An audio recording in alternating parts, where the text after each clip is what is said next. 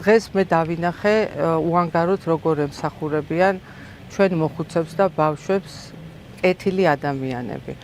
ჩვენი მიზანი და სახელმწიფოს მიზანი სწორედ ეს არის, რომ ბავშვებმა და ხანდაზმულობამ მშვიდობიან და უსაფრთხო საქართველოში იცხოვრონ.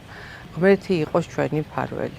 გილოცავთ ახალ წელს. ჩვენი კოლექტივის და ბავშვების სახელით მადლობა მინდა გადავუხადო საქართველოს პრეზიდენტის ადმინისტრაციას, საქართველოს ჯანდაცვის სამინისტროს, სახელმწიფო ზრუნვის სააგენტოს ხელმძღვანელობას ვიზიტისთვის, ახალი წლის მოლოცვისთვის და ჩვენი ბავშვების გახარებისთვის. ჩვენც მოხუცებულები კმაყოფილი ვართ ამ დიდი დაფასებისთვის, დიდი ამაგისთვის, ალბათ ჩვენც რაღაცა პატარა წვლილი გვაქვს ამ ქვეყნისთვის შეტანილი და მობრძანდნენ საჩუქრებით და კეთილი სურვილებით.